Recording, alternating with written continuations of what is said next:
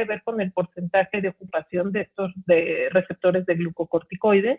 Y en general, bueno, hablamos de dosis bajas cuando la dosis de esteroide es lo suficiente para ocupar menos del 50% de los receptores disponibles de estos fármacos. Estas dosis habitualmente son las dosis que utilizamos como terapia de mantenimiento en diversas enfermedades autoinmunes y en general se considera que tiene poco riesgo de efectos adversos o los efectos adversos son lo suficientemente bajos que justifican su uso, ¿no? O sea, su uso es mayor que el riesgo de efectos adversos. Las dosis medias se refiere a una ocupación entre el 50%, pero menor al 100% de los receptores. Aquí ya los efectos adversos ya son más considerables y van a depender de la dosis y de la duración de dicha dosis. Las dosis altas es cuando ya están ocupándose prácticamente todos los receptores de los glucocorticoides y esto sucede a partir más o menos de 100 miligramos al día de prednisona o su equivalente en cualquier otra forma de los esteroides que vimos. Y estos efectos, bueno, se deben aquí, más bien el efecto antiinflamatorio se debe casi exclusivamente a todos los efectos en el núcleo de las células, o sea, los efectos genómicos. Y aquí los vamos a utilizar por periodos cortos de tiempo, ¿no? Especialmente para enfermedades agudas o subagudas que ya estén afectando o que ya estén afectando un órgano mayor o incluso pues que ya estén peligrando la función o incluso la vida, ¿no? Y las dosis muy altas, aquí, bueno, están prácticamente ya todos los receptores saturados. Aquí, además de los efectos genómicos, ya empiezan a actuar de forma inmediata los efectos no genómicos, o sea, todos los que actúan a través del citoplasma y de la membrana celular. Y aquí es cuando los utilizamos para exacerbaciones que están poniendo en peligro la vida de forma inmediata. Entonces, bueno, las dosis de estos esteroides, las dosis bajas, medias, altas y muy altas, se describen a partir de la prednisona, de las dosis de prednisona por día o su equivalente. Entonces, hablamos de dosis bajas cuando es una dosis menor a 7.5 miligramos de prednisona o el equivalente en cualquier otra forma, o sea, de dexametasona, metacortisona, lo que sea su equivalente a 7.5 miligramos de prednisona al día. Esa es la dosis baja. La dosis media es un rango de dosis que va de más de 7.5, o sea, 8, 9, 10, etcétera, hasta menos de 30 miligramos de prednisona por día. Dosis altas, más de 30, pero menos de 100. La dosis muy alta es más de 100 miligramos al día de prednisona, pero menos de 250. Y ya hablamos de pulsos pulsos de esteroide o pulsos de prednisona cuando utilizamos más de 250 miligramos de prednisona o su equivalente por día. Y pues aquí es una gráfica de lo que decíamos, ¿no? Ya cuando entran en juego, ya más bien ya cuando están dosis altas, ya están operando los mecanismos genómicos a partir más o menos de los 100 miligramos al día de prednisona, su equivalente. Y ya en las dosis muy altas, pues cada vez se van más los efectos no genómicos. Y bueno, pues ya sumando estos dos efectos, a partir de dosis muy altas, pues están entrando de inmediato prácticamente ambos mecanismos antiinflamatorios, ¿no? Entonces, esto sí es muy importante porque, bueno, dependiendo de la enfermedad, pues vamos a utilizar los equivalentes de prednisona en estos rangos de dosis. Y dependiendo justamente de estas dosis, pues son el riesgo de los efectos adversos, ¿no? De la dosis y de la duración. Entonces, en reumatología, ¿cuándo vamos a utilizar esteroides? Bueno, se pueden utilizar o lo podemos dividir las indicaciones cuando hablamos de artropatías, por ejemplo, en el caso de todas las enfermedades articulares o primariamente, que su órgano de afección primario es la articulación, como la gota, la artritis idiopática juvenil, osteoartritis, etcétera, ¿no? Entonces, sin embargo, en las artropatías, en realidad es muy raro que utilicemos de forma sistémica los esteroides. Habitualmente utilizamos dosis intraarticulares, salvo en las artropatías que tienen o sea, que son de afección sistémica, como la artritis idiopática juvenil.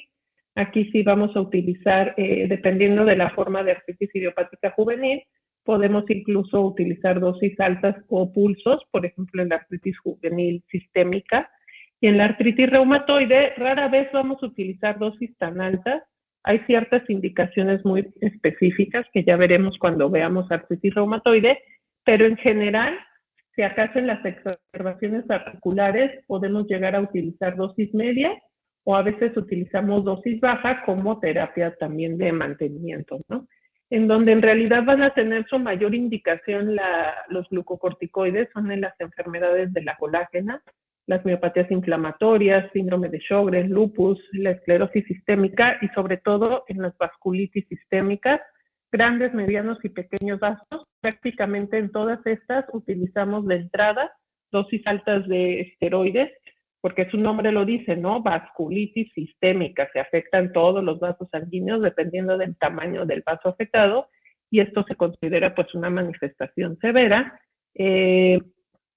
que potencialmente peligra no solo la vida, también la función de diversos órganos. Entonces utilizamos dosis altas y bueno, en lupus eritematoso sistémico habitualmente utilizamos dosis medias, dosis bajas y dependiendo igual de las indicaciones, pues va a ser necesario a veces dosis altas, ¿no? Y bueno, la famosa terapia de pulsos, que ya decíamos que esta terapia, o se habla de un pulso de prednisona o de metilprednisolona, cuando se utiliza más de 250 miligramos de prednisona o su equivalente por día.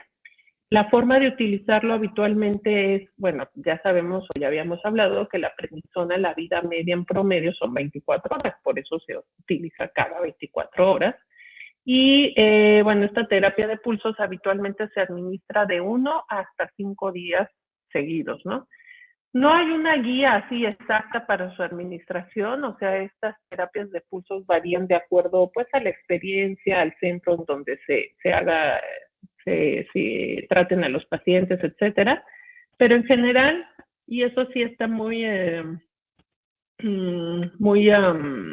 generalizado a nivel mundial, el esteroide que utilizamos para la terapia de pulsos es la metilprednisolona. La metilprednisolona, pues su efecto es primordialmente glucocorticoide, es decir, tiene un gran efecto antiinflamatorio. Y si recordamos la tablita que vimos al principio cuando hablamos de esteroides, otro esteroide fluorado de gran actividad antiinflamatoria, de gran actividad glucocorticoide, es la dexametasona. Sin embargo, en reumatología casi no utilizamos este esteroide, más que nada por la experiencia, ¿no? O sea, se empezó a utilizar metilprednisolona y se siguió usando metilprednisolona y esto ya se generalizó. Pero de hecho, teóricamente los esteroides fluorados, en especial la dexametasona, tienen una mayor penetración en las membranas celulares y su efecto glucocorticoide es muy potente. Entonces, donde quienes lo utilizan más seguido son los hematólogos como terapia de inicio para las púrpuras, la púrpura trombocitopénica. Ahí habitualmente es cuando también lo utilizan, ¿no? Entonces sí se puede utilizar, pero les digo, de forma coloquial utilizamos metilprednisolona y la dosis que utilizamos generalmente está en el rango de 1 a 2 gramos máximo por pulso, que bueno, de esto depende también del peso del paciente. En promedio son 20 a 30 miligramos por kilo por pulso. En el caso de la DEXA son de 4 a 5 miligramos por kilo, pero igual de forma casi estandarizada utilizamos 1 gramo cada 24 horas, habitualmente por 3 días. La administración de los pulsos es bien importante que, o sea, es pulso, no bolo. O sea, la administración no es así de un jalón, se tiene que administrar en un plazo de 1 a 3 horas por vía intravenosa. Debe estar diluido en al menos 150 mililitros de solución isotónica. Y bueno, la dosis habitualmente es cada 24 horas o se puede hacer en días alternos hasta en promedio hasta 6 pulsos, pero en general utilizamos 3, ¿no? 3 dosis. ¿Cuáles son las indicaciones de los pulsos de metilprednisolona? Básicamente y para cualquier enfermedad autoinmune sistémica que veamos, son cualquier enfermedad que esté poniendo en peligro la función del órgano o la vida, obviamente. Entonces, en enfermedades musculoesqueléticas o artropatías, bueno, la artritis idiopática juvenil, la variedad sistémica, o la artritis reumatoide que tenga afección a órgano mayor, como neumonitis o cuando hay vasculitis reumatoidea. En las enfermedades de la colágena, igual lo mismo, ¿no? Si hay afección de órgano mayor en lupus, o en las polimiopatías inflamatorias que tengan ya tanta afección muscular que, bueno, estén comprometiendo la función ventilatoria, la deglución, o que definitivamente pues tenga una incapacidad incluso para movimiento, pues está indicado el uso de pulsos, y las vasculitis severas, ¿no? Y también se utilizan obviamente cualquier otra enfermedad de origen autoinmune o de origen inflamatorio, de otras ramas, por ejemplo, en enfermedades renales, el síndrome nefrótico, las enfermedades dermatológicas, que de hecho la terapia de pulsos, ahí se empezó su uso en el pénfigo. Entonces, bueno, en dermatología es una indicación muy frecuente, y bueno, así sucesivamente, ¿no? ¿Cuáles son las contraindicaciones de poner un pulso de metilprednisolona? Bueno, que haya una infección sistémica severa, o sea, sepsis, hipertensión descontrolada, que haya el antecedente de hipersensibilidad a esteroides. Casi el 50% de los pacientes van a tener efectos adversos con los pulsos. Los más frecuentes son descontrol hipertensivo, cefalea, muy raro convulsiones, comportamiento anormal. Puede haber hiperglicemia, alteraciones en el calcio, aumenta obviamente el riesgo de infecciones, sobre todo cuando utilizamos ya dosis muy, muy altas, por ejemplo, dosis acumuladas más de 5 gramos al día. Por eso habitualmente los pulsos se separan a los 3, máximo 5 días, ¿no? Y cuando se infunde de forma rápida puede dar colapso circulatorio, incluso arritmias y muerte súbita. Por eso es muy importante que pase mínimo 1 hora, y en algunos casos puede haber bradicardia independiente de la velocidad de infusión. Entonces, los pulsos tienen que hacerse bajo monitoreo, no nada más es aplicárselo así, ¿no? Entonces, ya nada más recordando un poquito el efecto o cómo es la liberación normal de cortisol en nuestro cuerpo, pues acuérdense que a final de cuentas se libera de la glándula adrenal el cortisol por acción de la corticotropina, que a su vez es estimulada por la hormona liberadora de corticotropina en el hipotálamo. Entonces, el cortisol va a tener una secreción episódica. Entonces, se mantiene como esta secreción alta en un lapso de 3 a 5 horas, y es máximo, empieza mientras estamos durmiendo, pero el pico máximo es la hora después de que despertamos. O sea, en la primera hora que despertamos es el pico máximo de cortisol, y de ahí va bajando a lo largo del día. Entonces, en promedio, la secreción de cortisol diario es de 5.7 miligramos por metro cuadrado por día, que sería más o menos lo equivalente a 1 miligramo de prednisona, ¿no? De prednisona oral, o del compuesto prednisona, ¿no? Entonces, bueno, ya habíamos comentado esto. Obviamente, entonces, si nosotros damos glucocorticoides, pues entonces cortamos este eje, ¿no? Al aumentar la liberación al haber, mayor cortisol sérico, bueno, pues eso va a bloquear la liberación de la corticotropina, y pues se va a dejar de producir el cortisol sérico, lo que eso lleva a atrofia adrenal. Y obviamente de ahí la importancia de no quitar o de no suspender de forma súbita el uso de esteroides cuando ya se han utilizado por tiempo crónico, porque, bueno, pues ya no va a haber de dónde producir cortisol, ya está atrofiada la glándula adrenal, y entonces, bueno, nos puede dar una insuficiencia suprarrenal severa, que este cuadro se caracteriza por la presencia de artralgias, miopatía, fiebre, hipoglucemia y choque circulatorio, ¿no? Ahora, ¿qué tanto tiempo se requiere para que se suprima la producción normal de cortisol? Bueno, pues va a depender de la dosis, del tiempo, de la potencia del esteroide, de la semivida en suero, y pues va a haber también cada individuo, bueno, va a metabolizar de forma diferente los glucocorticoides. Eso no los mencioné, pero bueno, hay dos tipos de receptores a glucocorticoides, los alfa, los beta. Hay algunos pacientes bueno, no algunos pacientes, algunas personas predomina el tipo beta, perdón, del receptor de glucocorticoides, y esto les da cierta resistencia, es decir, la mayor parte de los efectos que vimos de los glucocorticoides se debe a los receptores alfa. Entonces, si un paciente tiene más receptores beta, pues va a ser más resistente a esteroides y probablemente menos riesgo de este problema de supresión crónica, ¿no? Entonces, todo esto hay que tomar en cuenta. En resumen, pues cada persona es diferente, cada persona va a tener una sensibilidad diferente a los glucocorticoides, pero en general podemos más o menos calcular que la duración del efecto antiinflamatorio es más o menos lo mismo, o sea, va a ser similar a la duración de supresión del eje, ¿no? Entonces, cuando lo que se ha visto es que, bueno, después de dosis de 250 miligramos de hidrocortisona, que es lo equivalente a 50 miligramos de prednisona o a 40 miligramos de metilprednisolona, la supresión del eje va a durar de 1.25 a 1.5 días.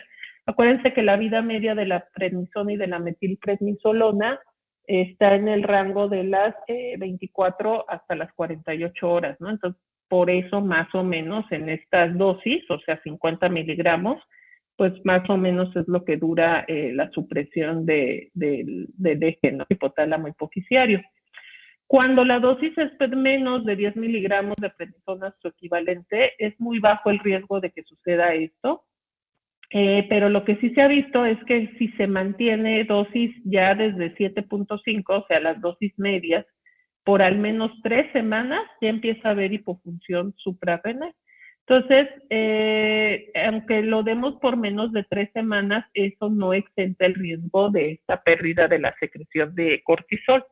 Entonces, va a depender mucho de la dosis, ya decíamos, de la potencia del esteroide y obviamente del tiempo. Siempre es recomendable que cuando se inicia el esteroide, pues se hagan, al quitarlo, ya que decidamos quitar el esteroide, se haga de forma gradual la reducción. ¿Para qué? Para permitir que otra vez entre en juego pues la secreción normal de cortisol, ¿no? Bueno, en cuanto a la hora de administrar el esteroide, ¿cuándo es mejor? Hay muchos datos diversos en la literatura. Ya decíamos que las dosis máximas o el nadir de producción de cortisol en el cuerpo es la primera hora después al despertar. Entonces, habitualmente se recomienda administrar el esteroide en las mañanas, lo más temprano posible, para tratar de simular lo más posible esta secreción normal del cuerpo. Sin embargo, pues como viene ahí, hay datos diversos en la literatura, ¿no? Algunas literaturas dicen que el mejor efecto antiinflamatorio es si toman el medicamento lo más cercano a las 2 de la mañana, porque para cuando ya despierta es cuando ya empezó a hacer efecto el medicamento y probablemente es cuando tenga más efectos, pero igual, ¿no? No hay nada definitivo. Entonces, habitualmente pues se prefiere esto en las mañanas para disminuir lo más posible la supresión arterial-hipofisiaria por simular la secreción normal en el cuerpo, ¿no? En cuanto a la administración en días alternos, bueno, hay algunos datos en cuanto al uso de esteroides en días alternos en artritis idiopática juvenil, porque pues se ha visto que hay una menor inhibición del efecto adverso en niños de los esteroides, que es la inhibición del crecimiento, ¿no? Ahora, ¿cuáles son los esquemas de reducción? O sea, ¿cómo vamos a ir quitando el esteroide cuando ya lo utilizamos, sobre todo en este tiempo de más de 3 semanas? Bueno, la idea de reducirlo de forma gradual, ya decíamos, es que permitir recobrar la función adrenal. Pero lo mismo, no existe un mejor esquema basado en evidencia, o sea, no hay ningún estudio ni nada que sustente que un esquema es mejor que el otro. Entonces, Hay que tomar muy en cuenta a cada paciente, la susceptibilidad o la sensibilidad que tiene a los esteroides, el grado de actividad inflamatoria, etcétera, ¿no? En general, como lo manejamos en reumatología, es que, bueno, cuando necesitamos dosis altas, que están por arriba de 40 miligramos al día, ya que logramos la estabilidad de la enfermedad, que lo que queremos es que no pase de 4 semanas que tengamos que usar estas dosis altas, idealmente 3, por lo que ya mencionábamos. Entonces, 3 a 4 semanas con dosis altas o muy altas. De ahí que ya logremos la estabilidad clínica, pues empezamos a reducir. O sea, si está con 50, a la siguiente semana 40, 30, 20. Y ya hasta que llega a 20, disminuimos la mitad. Entonces, en lugar de bajar cada 10, de 10 en 10, bajamos de 5 en 5. Y lo mismo, dependiendo qué tan activa está la enfermedad. Si es una enfermedad bien controlada, pues bajamos 5 miligramos cada semana hasta llegar a 10 miligramos. Si está más o menos que todavía no está del todo controlada, pues hacemos la reducción más lenta, ¿no? Cada 2 semanas. Y ya que llegamos a 10 miligramos, pues tratamos de reducir de 1 a 2.5 miligramos por, no, ahí está mal, no es por día, es por semana o cada 2 o 3 semanas, hasta que logremos una dosis menor a 7.5 miligramos o lo más baja posible, ¿no? Desafortunadamente aquí en estos esquemas, ya que llegamos más abajo de 20 miligramos o más abajo de 10 miligramos, no, en México no tenemos presentaciones de 1 miligramo de prednisona, que sería lo ideal, ¿no? Si está en 10, bajarle a 9 una semana, luego 8, luego 7, pero aquí en México no hay de 1. Lo más que podemos hacer es las presentaciones de 5 miligramos, partirlas a la mitad. Entonces, habitualmente bajamos 2.5 miligramos cada semana o cada 2 semanas o a veces hasta cada mes, ¿no? Ahí sí depende mucho de la enfermedad. Entonces, quizá lo más importante o lo mejor, o lo que les pueda quedar de que se acuerden, es que en dosis altas bajamos, si está estable la enfermedad, 10 miligramos cada semana hasta llegar a 20, y ya a partir de 20 miligramos ya lo bajamos 5 miligramos cada 2 semanas, cada 4 semanas, dependiendo cómo esté la enfermedad, ¿sí? Pero este punto de 10 hasta llegar a 20, sí es importante porque casi todos lo manejamos así. Y bueno, de los efectos adversos de los glucocorticoides, pues yo creo que ya todos estamos familiarizados con ellos. Tienen efectos adversos en todos lados, literalmente en todos lados, desde el sistema nervioso central. Puede haber incluso psicosis por esteroides, alteraciones emocionales, insomnio, alteraciones de la memoria, de la atención. A nivel ocular, pues los más temidos, glaucoma, cataratas. Puede haber adenoma hipofisiario, todos los cambios cutáneos, facies de luna llena, hirsutismo, estrías, la obesidad central, la hipotrofia de los músculos o la miopatía por esteroide. A nivel cardíaco, hipertensión, arritmias, aterosclerosis aceleradas, hipertrofia, etcétera, etcétera, ¿no? Aquí está todo esto. Entonces, los esteroides son fármacos que pueden salvar vidas o que de hecho salvan vidas cuando se utilizan de forma adecuada, pero el uso inadecuado nos lleva a todos estos efectos adversos. Entonces, sí es bien importante porque estudien, lo que sean de grandes, siempre pues de alguna forma en algún punto va a ser necesario utilizar estos fármacos y sí es importante conocerlos, y sobre todo en pacientes que tengan otro tipo de patologías como las autoinmunes que a veces son dependientes incluso de esteroides, pues aprender a manejarlos, ¿sí? Bueno, no sé si hay alguna duda de esteroides.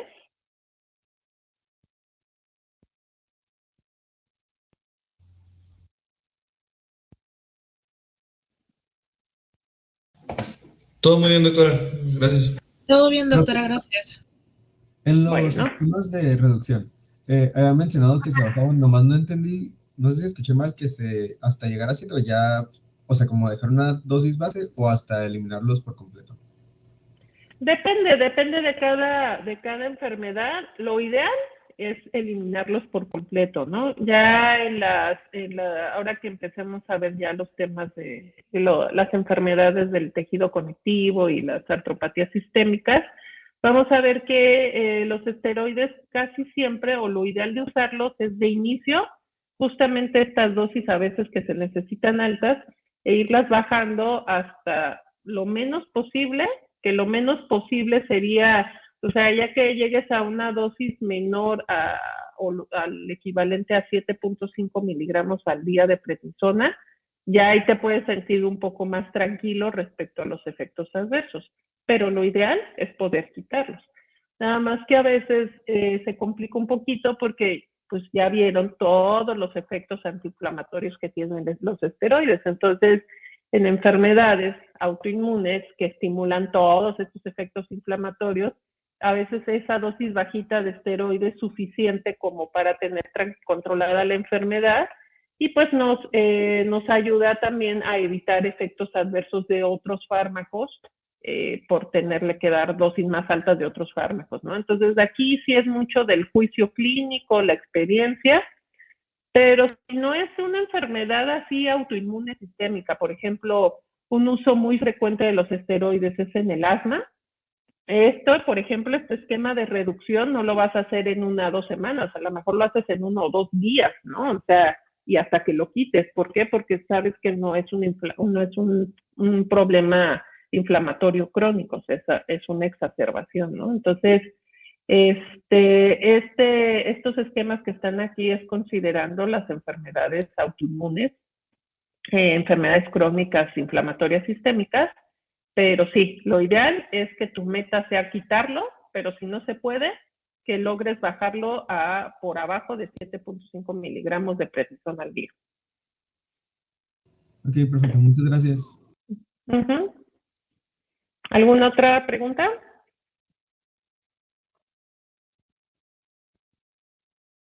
Bueno, entonces ahora vamos a empezar con otra parte muy importante. Ya hablamos de los antiinflamatorios, esteroideos, no esteroideos, y ahora vamos a hablar de pues una parte, quizá la parte más importante de los tratamientos en reumatología respecto a las enfermedades autoinmunes sistémicas, que son los fármacos antirreumáticos modificadores de la enfermedad, que se le conoce de forma abreviada como FARMS. Entonces, los FARMs se dividen en 2 grandes grupos, los FARMs sintéticos y los FARMs biológicos. A su vez, los FARMs sintéticos se dividen en los sintéticos convencionales, que son metotrexato, sulfidina, leflunomida e hidroxicloroquina, y los FARMs sintéticos dirigidos porque ya actúan específicamente en moléculas de señalización, como tofacitinib, baricitinib. Los FARMs biológicos, que son biológicos porque se van a actuar sobre sustancias biológicamente activas. Y bueno, actualmente ya hay los biológicos originales, los de marca, ahora sí que los que empezaron a salir de forma inicial, y los biosimilares, ¿no?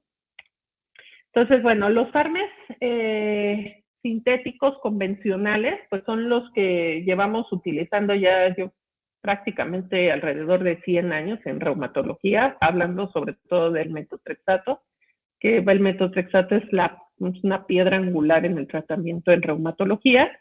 Y estos FARMs, bueno, que van a actuar sobre diferentes puntos del sistema inmunológico.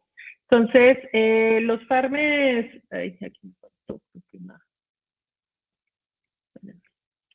me faltó una diapositiva, pero bueno, a grandes rasgos, los FARMs convencionales sintéticos, bueno, van a actuar sobre todo a nivel celular, tanto en linfocitos B, linfocitos T, neutrófilos, macrófagos, bajando la actividad tanto a nivel celular, o sea, bajando el número de células, su función, y de forma consiguiente la liberación de citocinas. Los mecanismos como lo hacen, pues son diferentes en cada fármaco, ¿no? El metotrexato interviene con el metabolismo del ácido fólico, también interviene con los niveles de adenosina, y etcétera, ¿no? La sulfidina también va a ser un mecanismo de acción diferente, y también con la síntesis o con los efectos del ácido fólico en la síntesis de las células, pero de una forma menos específica que el metotrexato y así. A final de cuentas, eso quizá no es tan importante que lo sepa, o sea, si lo quieren saber está bien, pero no es que se lo memoricen, sino entender esto, que estos fármacos, bueno, al actuar, básicamente lo que hacen es más o menos lo que vimos que hacen los esteroides, pero sin los efectos adversos de los esteroides. Claro que estos van a tener por sí mismos otros tipos de efectos adversos que hay que vigilar, pero a largo plazo van a ser mucho menos lesivos que los glucocorticoides. Entonces, por eso se utilizan como parte del tratamiento en reumatología. Ahora, hablando de los fármacos ya sintéticos dirigidos y los biológicos, bueno, estos medicamentos van a actuar ya en puntos muy específicos del sistema inmunológico, ya no van a ser tan, digamos, tan inespecíficos que actúan en células B, macrófagos, no. Estos ya van a actuar en puntos muy específicos. Así tenemos los sintéticos dirigidos, que son el tofacitinib, barexitinib, y estos se conocen como inhibidores de la JAK-sinasa. La JAK-sinasa, pues son estas proteínas intracelulares que tienen que ver con la activación de componentes nucleares para producir citocinas. Entonces, al inhibir estas sinasas de la llanusinasa, bueno, se va a inhibir la producción de citocinas proinflamatorias, y esto nos va a ayudar a controlar, pues, obviamente toda gran parte de la respuesta inmunológica, ya que las sinasas de JAK están distribuidas prácticamente en todas las células del sistema inmunológico, desde macrófagos, linfocitos B, etcétera, ¿no? Los fármacos biológicos, que estos ya van a actuar específicamente sobre citocinas o sobre receptores de citocinas, bueno, actualmente y cada día salen más, pero los clásicos con los que se inició toda esta investigación son los inhibidores del factor de necrosis tumoral. Entonces, estos, bueno, van a actuar bloqueando al factor de necrosis tumoral. Recuerden que estas tres son las tres proteínas, las tres citocinas proinflamatorias por excelencia, ¿no? El factor de necrosis tumoral, la interleucina 1 y la interleucina 6. Entonces, los inhibidores del TNF, que son estos de acá. También tenemos al inhibidor de interleucina 6. Puede ser el inhibidor del receptor ya acoplado a las células, como el tocilizumab, o inhibidor del receptor soluble, como el sarilumab. Entonces, estos bloquean a la interleucina 6. Hay también un bloqueador de interleucina 1, que es anakinra, nada más que la anakinra prácticamente no demostró utilidad en enfermedades, sobre todo en artritis reumatoide, entonces casi no lo utilizamos en reumatología. Tiene ahí una indicación muy específica que ya le tocará al que haga el póster de las enfermedades inflamatorias poligénicas. Y bueno, y así, ¿no? Diferentes blancos terapéuticos. También ya actualmente existen biológicos contra la interleucina 23, contra la interleucina 17, que estas dos interleucinas tienen un papel muy importante en las espondiloartropatías. Y también tenemos inhibidores contra receptores para evitar la activación de linfocitos T, que en este caso es el abatacept, va a inhibir al correceptor CD80 de los linfocitos T, bloqueando la activación de estas células. Y también tenemos al inhibidor del CD20, el rituximab, que va a evitar la diferenciación de célula B a célula productora de anticuerpos o célula plasmática, ¿no? Entonces ya estos fármacos pues surgieron porque, bueno, pues desafortunadamente casi la mitad de los pacientes con este tipo de patologías no responden solo al tratamiento con los fármacos convencionales. Entonces ya se empezaron a hacer estos fármacos dirigidos, ¿sí? Y bueno, ya hablando de los inmunosupresores, bueno, los inmunosupresores, como su nombre lo dice, ya no van a ser reguladores o de la respuesta inmunológica, sino literalmente pues van a tener un efecto en suprimir la proliferación y la actividad específicamente de las células del sistema inmunológico, sobre todo lo que son linfocitos y células presentadoras de antígenos. Entonces aquí tenemos, los podemos dividir en 3 grupos: los inhibidores de la síntesis de purinas, que es el micofenolato de mofetilo y la azatioprina. Estos van a suprimir la proliferación y la actividad de linfocitos, monocitos, células presentadoras de antígeno, neutrófilos, etcétera, ¿no? Sobre todo de linfocitos. Entonces, el otro grupo de fármacos son los inhibidores de la calcineurina. La calcineurina, bueno, es una proteína necesaria para activar la transcripción de la interleucina 2. Y al inhibir esta interleucina, pues se va a inhibir la actividad de las células T efectoras. Su ejemplo es la ciclosporina, de los que más utilizamos en reumatología. Y la ciclosporina, bueno, pues justamente tiene este efecto en estas células. Y por último, los citotóxicos, ¿no? Los citotóxicos se le llaman así porque van a producir la alquilación del DNA. Entonces, pues al hacer esto van a afectar todo el ciclo celular, se bloquea totalmente la producción de proteínas, la síntesis de células, más bien la síntesis de células, la proliferación de, no, perdón, la síntesis de proteínas, la proliferación de células, y va a alterar tanto la respuesta humoral como celular. O sea, esta sí no es específica de una célula, afecta a todas las células del sistema inmunológico. Entonces, el fármaco que utilizamos como citotóxico en reumatología es la ciclofosfamida.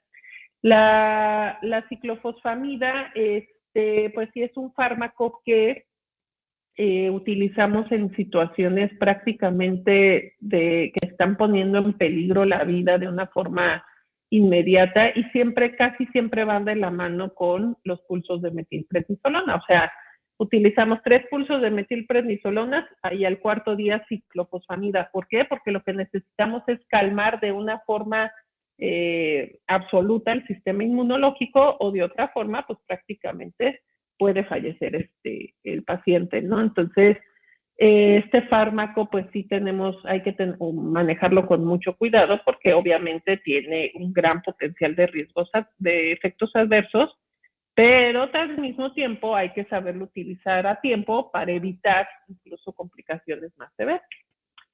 Y bueno, acá están mis diapositivas, perdón, de los fármacos convencionales.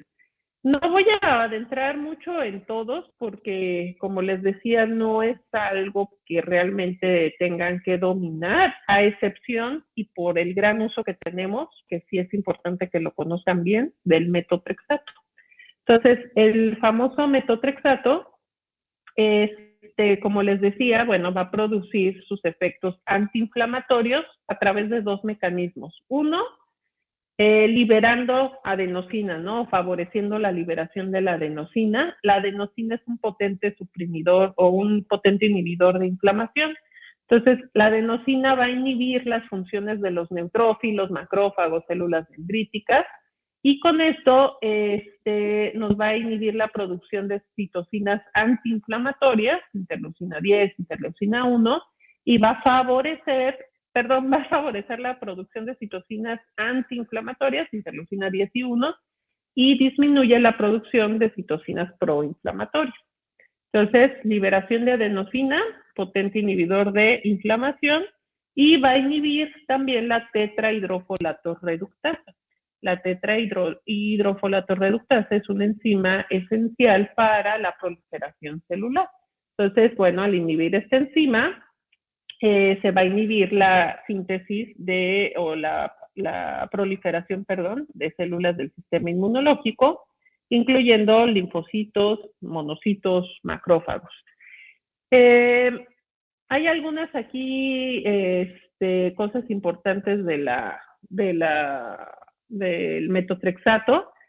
La cafeína, o sea, el café, se ha visto que es un antagonista poco selectivo del receptor de adenosina, entonces puede generar cierta interferencia con el efecto antiinflamatorio del metotrexato. Por eso se le recomienda a los pacientes que el día que tomen metotrexato no tomen café ni nada con cafeína. Ahora, los efectos adversos del metotrexato se van a deber justamente por estos dos mismos mecanismos antiinflamatorios. Entonces, los efectos adversos por los efectos antiproliferativos son sobre todo estomatitis, anemia, leucopenia, caída de cabello. Y en cuanto a los efectos adversos por la liberación de adenosina, es la hepatotoxicidad, es decir, hay aumento de enzimas hepáticas, puede haber ya en casos más severos esteatosis hepática e incluso fibrosis hepática, y algo muy común, la fatiga, ¿no? Entonces, la adenosina pues se va a unir a receptores en el sistema nervioso central y esto favorece somnolencia. ¿Cuáles son las indicaciones del metotrexato? Bueno, la indicación clásica y la terapia de primera línea, ya que se hace el diagnóstico de artritis reumatoide, es justamente esta enfermedad, ¿no? El metotrexato es el tratamiento de primera línea para esta patología. Ya desde 1980 se demostró que el metotrexato es superior a placebo en tratamiento a corto plazo. Se demostró, ¿no?, como tal, pero ya llevaba mucho tiempo utilizándose de forma anecdótica. Finalmente se hicieron estudios y pues ya se demostró que sí es superior a placebo en tratamiento a corto y a largo plazo. También se va a utilizar pues en todas las condiciones asociadas a artritis reumatoide, como síndrome de Felty, enfermedades del adulto. Se va a utilizar también en artritis idiopática juvenil, artritis psoriásica, para las manifestaciones cutáneas y articulares de lupus, para las manifestaciones musculoesqueléticas y no severas de las vasculitis, miopatías inflamatorias, también puede utilizarse en esclerosis sistémica, etcétera, ¿no? Incluso en algunas enfermedades oculares autoinmunes, como un ahorrador de esteroides, también se puede utilizar. Entonces, bueno, el metotrexato existe en las presentaciones, ya sea en tabletas de 2.5 miligramos cada tableta o en solución inyectable, que en México tenemos presentaciones de 50 miligramos en 2 mililitros o 500 miligramos en 20 mililitros. La dosis inicial, como iniciamos el metotrexato, es una dosis única, o sea, un solo día de la semana, de 5 a 10 miligramos. Habitualmente, si no hay alguna contraindicación, si no es un paciente de más de 65 años, iniciamos a 10 miligramos un día a la semana, y cada semana, más o menos, bueno, de forma ideal, en los libros van a encontrar, justamente ahí viene la referencia de este texto en reumatología. Clásicamente se recomienda que la dosis se aumente cada 4 semanas hasta que llegue a 25 miligramos. Sin embargo, aquí lo mismo, entra mucho el juicio clínico del paciente, del médico y el tipo de paciente. Entonces, si es un paciente joven, como es la mayoría de los pacientes con enfermedades autoinmunes, que no tienen ninguna otra comorbilidad y que pues no hay otro factor de riesgo que pudiera condicionar daño hepático o toxicidad hematológica, pues lo que vamos a hacer es que vamos a aumentar la dosis cada semana, 2.5 miligramos cada semana, hasta llegar a la dosis máxima de 25 miligramos. Sin embargo, en reumatología la dosis estándar que utilizamos es de 15 a 20 miligramos por semana, dependiendo de la severidad de los síntomas. Ahora, por el contrario, ¿verdad? Si es un paciente mayor de 65 años, pues a lo mejor le inicio 5 miligramos por semana, a lo mejor le aumento la dosis no cada semana, sino cada 2 o 4 semanas, y eso sí, si son mayores de 65 años, no más de 20 miligramos por semana. ¿Por qué? Porque el metotrexato se excreta vía renal, entonces obviamente en un paciente de esta edad, pues vamos a saber que ya va a tener una menor función renal. Entonces, bueno, sí hay que disminuir la dosis inicial, la dosis de mantenimiento, y si la función renal está todavía más abajo de 50 mililitros por minuto, pues la dosis se reduce a la mitad, O si ya es un estadio renal avanzado, con menos de 10 mililitros por minuto, pues hay que evitar su uso, ¿no? Siempre que se dé metotrexato, siempre que se le indique metotrexato a un paciente, debe recibir ácido fólico, en promedio de 1 a 3 miligramos por día, los días que no tome metotrexato. ¿Por qué? Porque el ácido fólico evita ciertos efectos adversos. Ya decíamos que se inhibe a la hidrofolato reductasa. Pues bueno, el suplementar el ácido fólico nos puede disminuir ciertos riesgos, los efectos adversos, sobre todo las náuseas, mucositis, las alteraciones hematológicas y las elevaciones de enzimas hepáticas. Aunque ya veíamos que esto depende de la adenosina, también se ha visto que la suplementación con ácido fólico puede mejorar o puede evitar este tipo de efectos adversos. Y se recomienda que el ácido fólico no se administre 24 horas antes ni después del metotrexato, o sea, ni el día antes, ni el día del metotrexato, ni el día después, para que no interfiera con el efecto del metotrexato. Entonces, bueno, la toxicidad es dosis dependiente. Lo más frecuente, la toxicidad que depende de la dosis, es decir, entre más dosis, más riesgo de estos efectos, es la estomatitis, náusea o las alteraciones en las células hematológicas, o sea, anemia, trombocitopenia o leucopenia, y estas casi siempre responden al reemplazo de folatos. Hay reacciones adversas idiosincráticas o alérgicas, como la neumonitis, o sea, así un paciente que está tomando metotrexato y que de repente empieza con tos, disnea, estertores, y ya en la radiografía, bueno, se ven los infiltrados típicos de neumonitis, pues se puede asociar también al metotrexato. Sin embargo, este efecto adverso, que también es raro, casi siempre se presenta el primer año de tratamiento. Ya después del primer año es muy poco probable que se presente. Y pues ya los multifactoriales, sobre todo lo que decíamos a nivel hepático, esteatosis hepática, cirrosis o incluso ya más severo, fibrosis hepática, ¿no? También algunos pacientes pueden presentar dispepsia, náusea, anorexia, que habitualmente va disminuyendo con el tiempo y se resuelve al cabo del primer año. A veces sí es tan severa que hay que suspender el medicamento, pero casi siempre va mejorando de forma gradual. Y bueno, siempre hay que estar checando la situación de la toxicidad hepática. Sin embargo, ya después de 5 años es muy raro que se presente, ¿no? O sea, no es que ya nunca lo vayamos a revisar, pero ya después de ese umbral de 5 años es poco probable que se presente. Y de lo que decíamos, la toxicidad hematológica, lo más frecuente que hay es leucopenia. Es muy raro que haya pancitopenia. Puede haber otros factores que favorezcan la toxicidad hematológica, la disminución en la función renal, la hipoalbuminemia, cuando se usa mal, o sea, cuando en lugar de que el paciente entiende mal y en lugar de tomárselo una vez de la semana se lo toma diario, pues eso también. Y que se use de forma concomitante con otros fármacos que inhiban la síntesis de folatos, como el trimethoprim con sulfametoxazol. Entonces, a un paciente que esté tomando metotrexato, por favor, no le den trimethoprim con sulfametoxazol, denle cualquier otro antibiótico si es que lo requiere menos ese.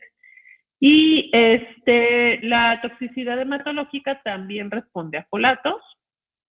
La toxicidad pulmonar, ya habíamos hablado de la neumonitis aguda intersticial, pero también puede dar otros síndromes como la fibrosis, puede dar edema pulmonar no cardiogénico, sobre todo en pacientes oncológicos, y cuando se utiliza, o sea, pacientes que tienen una patología oncológica que requiere el uso de metotrexato a dosis muy altas, que no es lo que usamos en reumatología. Puede haber pleuritis, derrames pleurales, nódulos pulmonares. Sin embargo, la prevalencia de estos efectos adversos pulmonares es muy rara, salvo sobre todo cuando hay que tener más cuidado, ya decíamos, es el primer año de tratamiento, y cuando se corrobora que sí es un efecto adverso, sobre todo la neumonitis aguda intersticial, pues hay que, obviamente, además de suspender el metotrexato, puede ser requerido el uso de esteroides, ¿no? En pacientes que ya presentaron este efecto adverso y después se les vuelve a dar metotrexato, puede ser una mortalidad hasta del 50%. Entonces, si ya presentó algo de esto, está totalmente contraindicado el metotrexato. Y bueno, obviamente otros factores que predispongan problemas pulmonares, pues también pueden acelerar o pueden afectar o aumentar el riesgo de toxicidad pulmonar. En cuanto a la fertilidad, entonces, en realidad, el que use metotrexato, la paciente no afecta la fertilidad. En los hombres sí, o sea, los pacientes varones que utilizan metotrexato pueden tener esterilidad, la cual es reversible al suspender el tratamiento. Es muy importante que el tratamiento con metotrexato se suspenda al menos 3 meses antes de intentar el embarazo, porque es un fármaco que se acumula en los tejidos y puede producir malformaciones severas, síndrome aminopterno, que se refiere a múltiples anormalidades craneofaciales, extremidades, sistema nervioso central. Entonces, sí está totalmente contraindicado el embarazo y lactancia. Ahora, la toxicidad, o sea, ¿qué vamos a estar vigilando con el metotrexato? Antes de iniciar el tratamiento con metotrexato, hay que pedirle al paciente al menos biometría hemática, rayos X de tórax, el panel viral, hepatitis B, hepatitis C, HIV, transaminasas y albúmina y creatinina. Después, ya que empieza el tratamiento, se hace un primer monitoreo de entre 4 a 8 semanas, no más allá de 8 semanas, o sea, al mes, máximo 2 meses, tiene que pedirse un control, y de ahí se hace cada 3 meses el primer año. Si se mantiene bien, se puede espaciar a cada 4 meses o cada 5 meses, pero de forma ideal, el monitoreo es cada 3 meses, los primeros 5 años de tratamiento, ¿no? Con metotrexato. Y pues lo que vamos a estar monitoreando, pues es la biometría, transaminasa, las pruebas de función renal, lo que es la radiografía de tórax se recomienda una vez al año. Y bueno, en cuanto a la vacunación, pues se recomienda que antes de usar el metotrexato, pues los pacientes estén vacunados de todo lo que se puedan vacunar, ¿no? O sea, en el caso pues de pacientes adultos, hepatitis B, C, si hay otros factores de riesgo, ya sea contra zóster o contra varicela, si herpes zóster o varicela zóster, neumococo, influenza, bueno, ahora COVID. Entonces sí es importante que antes de iniciar el tratamiento el paciente tenga todas sus vacunas. Y bueno, recordar entonces que el uso concomitante con otros fármacos o con otros inmunomoduladores pueden potenciar el daño hepático. Entonces, más si los usamos en combinación, sobre todo en el caso de artritis reumatoide, que es muy frecuente que se use en combinación, pues es más importante aún mantener un estrecho control de los laboratorios. También, bueno, algunos fármacos pueden disminuir la excreción urinaria. Y bueno, ya habíamos hablado, ¿no? Del trimethoprim con sulfamethoxazol, hay que evitar usarlo. Y los AINES pueden aumentar los niveles de metotrexato y pueden disminuir su secreción tubular y eso aumentar el riesgo de efectos adversos. Entonces, es muy frecuente en artritis reumatoide que utilicemos metotrexato con AINES. Entonces, es bien importante que los AINES los utilicemos solo en los periodos de tiempo necesarios, no como una terapia de base. Y también eso, pues que el paciente lo entienda, que no nada más ser los efectos adversos en cuanto al tubo digestivo, al aparato urinario, a los riñones, ¿no? Sino estas potenciales interacciones con el metotrexato. Contraindicaciones, pues daño severo renal, pulmonar, supresión de médula ósea, hepatopatía alcohólica, SIDA como tal, y embarazo o lactancia. Y pues esto era lo que les comentaba a nivel ya en general y celular, donde actúan los farmes convencionales, pues prácticamente linfocitos B, T y células presentadoras de antígenos.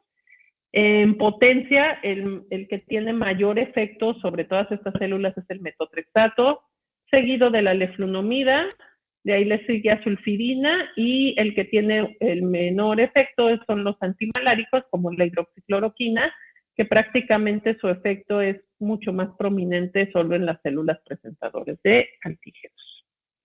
¿Ok? Y bueno, hasta aquí vamos a dejarle en esto. No sé si hay algún